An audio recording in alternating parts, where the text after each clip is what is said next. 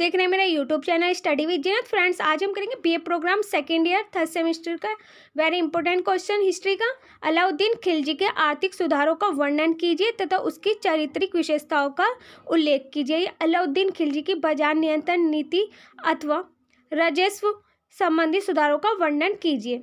अलाउद्दीन खिलजी 1296 ईस्वी में दिल्ली की गद्दी पर बैठा और वे कुशल शासक के साथ साथ एक योग्य शासक भी था और अनपढ़ होते हुए भी वे एक मौलिक विचारक था और उसके अनेक सुधार दिल्ली सल्तनत के इतिहास में एक नए प्रयोग के रूप में दिखाई देते हैं। उसने अन्य क्षेत्रों के साथ साथ बाजार संबंधी सुधार तथा आर्थिक सुधारों पर विशेष बल दिया और अलाउद्दीन खिलजी के बाजार संबंधी तथा आर्थिक सुधारों का विवेचन निम्न प्रकार से किया जा सकता है। तो अलाउद्दीन खिलजी थे, उनका 1296 ईस्वी में दिल्ली की राजगद्दी पर बैठे और अनेक सुधार दिल्ली सल्तनत के इतिहास में एक नए प्रयोग में दिखाई देते हैं और साथ साथ बाजार संबंधी सुधार आर्थिक सुधार पर विशेष बल दिया। और अलाउद्दीन खिलजी के बाजार संबंधी तथा आर्थिक सुधारों का विवेचन निम्न प्रकार से किया जा सकता है। बाजार संबंधी सुधार। अलाउद्दीन ने बाजार मूल्यों को नियमित करने हेतु निम्नलिखित उपाय अपनाए।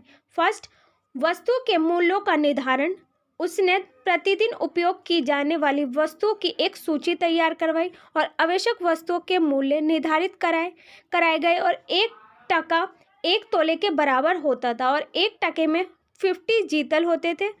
गेहूँ 7 जीतल प्रति मन, चना 5 जीतल प्रति मन, जौ 4 जीतल प्रति मन और अच्छा लट्ठा 1 टके का 20 गज था। और इस प्रकार उसने वस्तुओं के मूल्यों को बढ़ाने से रोकने का प्रयास किया और जिससे जनसाधारण को कुछ राहत मिली। सेकंड पॉइंट है वस्तुओं की पूर्ति। अलाउद्दीन खिलजी ने बाजार में वस्तुओं की पूर्ति पर भी सहमक रूप से विचार किया और उसने वस्तुओं का उत्पादन बढ़ाने हेतु प्रयास कराए।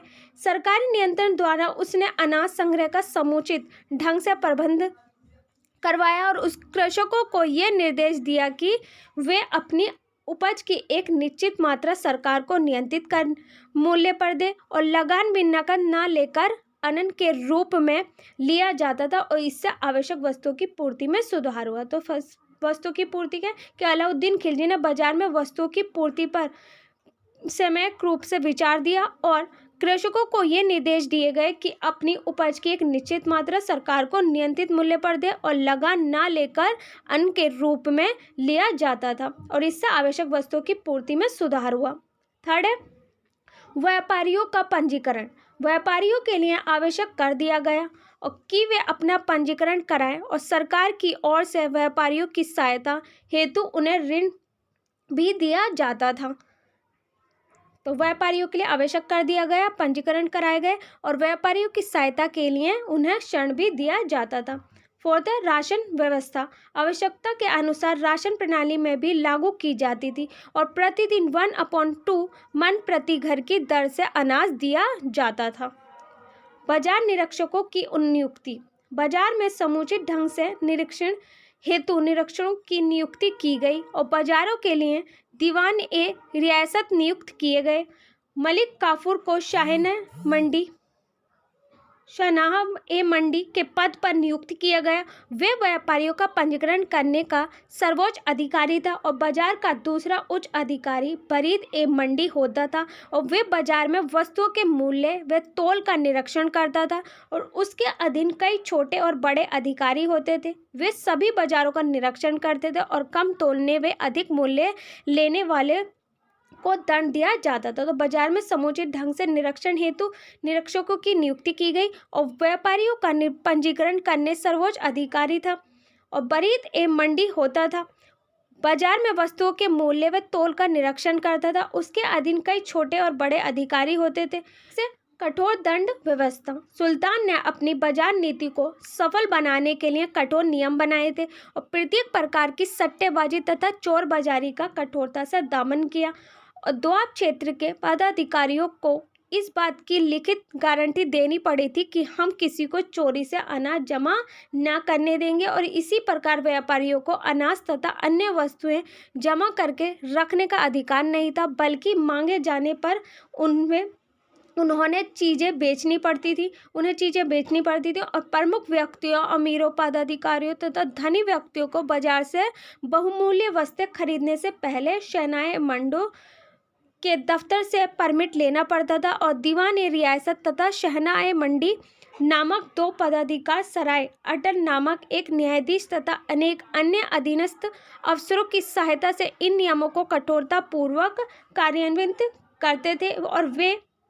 ईमानदारी से तथा नियम अनुसार अपने कर्तव्यों का पालन करते और नियमों का उल्लंघन करने वालों को कठोर दंड देते थे और इन सुधारों के परिणाम स्वरूप अनाज, कपड़ा तथा अन्य वस्तुएं बहुत सस्ती हो गई थी और इतिहासकार नसरुद्दीन के अनुसार अलाउद्दीन का बाजार नियंत्रण उसकी परोपकार की भावना का परिणाम था, जबकि बन्नी के अनुसार अलाउद्दीन का मूल्य नियंत्रण शाही सैनिकों के लिए और राजकोष की स्थिति को मजबूत बनाने के लिए था। तो सुल्तान ने अपनी बाजार नीति को सफल बनाने के लिए कठोर नियम बनाए। दीवान-ए रियासत तथा शहनाई मंडी नामक 2 पदाधिकार सराय अटल नामक एक न्यायाधीश तथा अनेक अन्य अधीनस्थ अफसरों की सहायता से इन नियमों को कठोरतापूर्वक कार्यान्वित करते थे और ईमानदारी से नियम अनुसार अपने कर्तव्यों का पालन करते और नियमों का उल्लंघन करने वालों को कठोर दंड देते थे और सुधारों के परिणाम स्वरूप अनाज, कपड़ा तथा अन्य वस्तुएं बहुत सस्ती हो गई और अलाउद्दीन का बाजार नियंत्रण उसकी परोपकार की भावना का परिणाम था, जबकि बन्नी के अनुसार अलाउद्दीन का मूल्य नियंत्रण शाही सैनिकों के लिए और राजकोष की स्थिति को मजबूत बनाने के लिए था। अब देखते हैं सुधार। आर्थिक सुधार के सुल्तान ने एक विशाल सेना का गठन किया और उसका खर्च चलाने के लिए उसने निम्नलिखित आर्थिक सुधार किए। फर्स्ट है, सुल्तान ने जागीर प्रथा का अंत करके जागीरों से जागीरें छीन ली। सुल्तान ने जागीर प्रथा का अंत करके जागीरदारों से जागीरें छीन ली। सेकेंड है, दान की गई समस्त भूमि पर सुल्तान ने अधिकार कर लिया। जो दान की गई थी भूमि तो उस पर सुल्तान ने अधिकार कर लिया। थर्ड, सुल्तान ने कर वसूलने के लिए एक अर्थ सचिव नियुक्त किया और साम्राज्य को कई भागों में विभाजित करके प्रत्येक भाग के लिए अध्यक्ष नियुक्त किए। सुल्तान ने कर वसूलने के लिए अर्थ सचिव नियुक्त किया और कई भागों में विभाजित करके प्रत्येक भाग के लिए अध्यक्ष नियुक्त किए। फोर्थ, राज्य में सब प्रकार की भूमि की पैमाइश कराई गई। इससे ये पता लगाने की कोशिश की गई कि किसानों के पास कितनी ज़मीन है और उसमें कितनी तथा कैसी पैदावार होती है और उसी के अनुसार कर वसूल किया जाता था और ये व्यवस्था दिल्ली और दोआब में भी लागू की गई और उनसे अन्न के रूप में लगान वसूल किया जाता था और उससे सरकारी गोदामों में जमा कर दिया जाता था। राज्य में सब प्रकार की भूमि की पैमाइश कराई गई और उसी के अनुसार कर वसूला जाता था। व्यवस्था दिल्ली और दोआब में भी लागू की गई और अन्न के रूप में लगान वसूल किया जाता था और उसे सरकारी गोदामों में जमा कर दिया जाता था।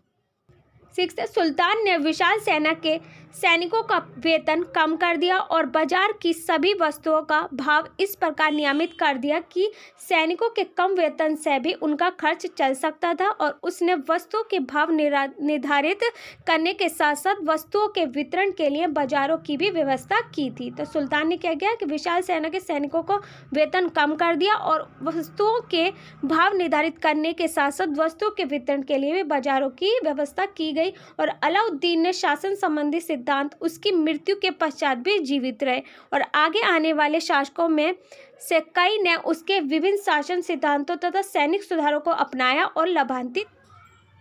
अलाउद्दीन के शासन संबंधी सिद्धांत की मृत्यु के पश्चात भी जीवित रहे और आगे आने वाले शासकों में से कई ने उसके विभिन्न शासन सिद्धांतों तथा सैनिक सुधारों को अपनाया और लाभान्वित किया। और डॉक्टर एस राय लिखते हैं कि अलाउद्दीन प्रथम मुस्लिम साम्राज्यवादी और प्रथम महान मुसलमान शासक प्रबंधक था और भारत में मुस्लिम साम्राज्य और मुस्लिम शासन का इतिहास उसी के प्रारंभ से अलाउद्दीन खिलजी के चरित्र का मूल्यांकन। मध्ययुगीन शासकों में अलाउद्दीन खिलजी का शासन महत्वपूर्ण माना जाता है। वे सैनिक एवं प्रशासनिक प्रतिभा से युक्त सफल सुल्तान था। उसका मूल्यांकन करते समय निम्नलिखित उपलब्धियों एवं चारित्रिक विशेषताओं को ध्यान में रखना आवश्यक है। तो अलाउद्दीन खिलजी के चरित्र का मूल्यांकन। मध्ययुगीन शासकों में अलाउद्दीन खिलजी का शासन महत्वपूर्ण माना जाता है और उसकी उपलब्धियों एवं चरित्र विशेषताओं को ध्यान में रखना आवश्यक है। फर्स्ट है साहसी योद्धा। अलाउद्दीन प्रारंभ से ही वीर था और सुल्तान बनने से पूर्व ही वे भीलसा व देवगिरी पर आक्रमण करके अपनी सैन्य प्रतिभा का परिचय दे चुका था। सुल्तान बनने के उपरांत उसने अनेक विजय अभियानों का स्वयं नेतृत्व किया था और अनेक अभियानों में अपने सेनापति का मार्गदर्शन किया था और उसने अनेक बार विषम परिस्थितियों में अपूर्व साहस, दृढ़ शौर्य और वीरता का प्रदर्शन करके अपने राजनीतिक प्रतिद्वंदियों को आश्चर्यचकित कर दिया था। तो साहसी योद्धा अलाउद्दीन जो थे वो बहुत वीर थे और सुल्तान बनने से पूर्व ही वे भीलसा व देवनागरी पर आक्रमण करके अपनी सेनाएं प्रतिभा का परिचय दे चुके थे और उसने अनेक बार विषम परिस्थितियों में अपूर्व साहस, दृढ़ शौर्य और वीरता का प्रदर्शन करके अपनी राजनीतिक प्रतिद्वंदियों को आश्चर्यचकित कर दिया था। सेकंड है साम्राज्यवादी। अलाउद्दीन का शासन साम्राज्य विस्तार की दृष्टि से अत्यंत महत्वपूर्ण माना जाता है और उसने संपूर्ण उत्तर व दक्षिण भारत पर अपनी विजय पताका फहराकर अपनी साम्राज्यवादी नीति को सिद्ध कर दिया और दिल्ली सल्तनत का कोई अन्य सुल्तान इस महान कार्य को पूरा नहीं कर सका जिसे अलाउद्दीन ने अपनी सामरिक प्रतिभा तथा साम्राज्यवादी प्रवृत्ति के बल पर पूरा किया था और इसी दृष्टि से उसे भारत का पहला तुर्की सम्राट कहा जा सकता है। जो अलाउद्दीन थे उन्होंने शासनकाल साम्राज्य विस्तार की दृष्टि से अत्यंत महत्वपूर्ण माना जाता है और दिल्ली सल्तनत का कोई अन्य सुल्तान इस महान कार्य को पूरा नहीं कर सका और अलाउद्दीन ने ही साम्राज्यवादी प्रवृत्ति के बल को पूरा किया और इस दृष्टि से उसे भारत का पहला तुर्की सम्राट कहा जा सकता है। नेक्स्ट डॉक्टर आशीर्वाद लाल श्रीवास्तव ने लिखा है कि he may therefore right be called the first Turkish empire of India. निरकुश शासक। थर्ड है निरकुश शासक। अलाउद्दीन अत्यंत कठोर एवं निरकुश शासक था। उसने अपने शासनकाल में किसी प्रांतीय सूबेदार को विद्रोह का अवसर नहीं दिया और इसके लिए उसने अपने अधीनस्थ सूबेदारों की शक्ति पर कठोर नियंत्रण लगाकर उनकी विद्रोह करने की शक्ति को समाप्त कर दिया। उसने पूरे साम्राज्य में शासन के नियमों को कठोरता से लागू किया तथा अपनी प्रजा को शांति व सुरक्षा प्रदान की और फरिश्ता के शब्दों में न्याय इतना कठोर था कि चोरी और डकैती जिनका पहले देश में बोलबाला था उस सुनने को भी नहीं मिलता था। राजमार्गों पर यात्री निश्चित होकर सोते थे और व्यापारी पूर्ण सुरक्षा के साथ अपना सामान बंगाल की खाड़ी से काबुल तक और तेलंगाना से कश्मीर तक ले जा सकते थे। तो अलाउद्दीन अत्यंत कठोर एवं निरकुश शासक था। उन्होंने अधीनस्थ सूबेदारों की शक्ति पर कठोर नियंत्रण लगाकर उनकी विद्रोह करने की शक्ति को समाप्त किया। तो उसने शासनकाल में किसी प्रांतीय सूबेदार को विद्रोह का अवसर नहीं दिया और पूरे साम्राज्य में शासन के नियमों को कठोरता से लागू किया तथा अपनी प्रजा को शांति व सुरक्षा प्रदान की और फरिश्ता के शब्दों में न्याय इतना कठोर था कि चोरी और डकैती जिनका पहले देश में बोलबाला था अब उनको सुनने के लिए भी नहीं मिलता और व्यापारी पूर्ण सुरक्षा के साथ अपना सामान बंगाल की खाड़ी से काबुल तक और तेलंगाना से कश्मीर तक ले जा सकते थे। नेक्स्ट है महान सुधारक। महान सुधारक। अलाउद्दीन खिलजी ने प्रशासनिक क्षेत्र में नवीन सुधारों का सूत्रपात करके स्वयं को महान सुधारकों की श्रेणी में सम्मिलित कर लिया और शासन की आय में वृद्धि करके उद्देश्य से उसने राजस्व व लगान व्यवस्था को नवीन सिद्धांतों पर आधारित किया और भूमि की पैमाइश कराई गई तथा लगान की धनराशि को निर्धारित किया। सेना को भी इन सिद्धांतों के आधार पर संगठित किया गया। सैनिकों को अनेक सुविधाएं प्रदान की गई और कीमतों पर नियंत्रण रखने तथा चोर बाजारी, सट्टेबाजी एवं वस्तुओं के अनधिकृत संग्रह पर रोक लगाने के लिए उसने आवश्यक कानून बनाए और उन्हें कठोरता से लागू किया। नियमों का उल्लंघन करने वालों के लिए कठोर दंड की व्यवस्था की गई और इस प्रकार उसके आंतरिक सुधारों के फलस्वरूप उसका संपूर्ण शासन एक सूत्र में बंध गया था और इन्हीं उपलब्धियों के कारण डॉक्टर के.एस. लाल ने अलाउद्दीन को सल्तनत के सुल्तानों में सर्वश्रेष्ठ माना और उन्होंने लिखा कि Alauddin stands head and shoulder above the procedures for successors in the सल्तनत। इन द सल्तनत। तो अलाउद्दीन खिलजी ने प्रशासनिक क्षेत्र में नवीन सुधारों को सूत्रपात करके स्वयं को महान सुधारकों की श्रेणी में सम्मिलित कर लिया और सेना को भी इन सिद्धांतों के आधार पर संगठित किया गया और कीमतों पर नियंत्रण रखने तथा चोर बाजारी, सट्टेबाजी एवं वस्तुओं के अधिकृत संग्रह पर रोक लगाने के लिए उसने आवश्यक कानून बनाए और आंतरिक सुधारों के फलस्वरूप उसका संपूर्ण शासन एक सूत्र में बंध गया था। और इन्हीं उपलब्धियों के कारण डॉक्टर के.एस. लाल ने अलाउद्दीन को सल्तनत के सुल्तानों में सर्वश्रेष्ठ मारा। उन्होंने लिखा कि Alauddin stands head and shoulder above his procedure for successor in the सल्तनत। तो फ्रेंड्स, हमने अलाउद्दीन के बारे में, उसके आर्थिक सुधार, बाजार नियंत्रण, वो सब देखा। आई होप फ्रेंड्स आपको मेरी वीडियो पसंद आई होगी। मेरी वीडियो कैसी लगी कमेंट्स बॉक्स में लिखकर ज़रूर बताना। If you like the video so don't forget to like and subscribe my channel and hit the bell icon और इसे अपने फ्रेंड्सों के साथ शेयर करें ताकि इस वीडियो को प्रॉफिट उन्हें भी हो। और आपको नेक्स्ट कौन से टॉपिक पर वीडियो चाहिए मुझे कमेंट्स बॉक्स में लिखकर बता सकते हैं। वेरी इंपॉर्टेंट क्वेश्चन कल के एग्जाम में पूछा जा सकता है। Thanks for watching my video.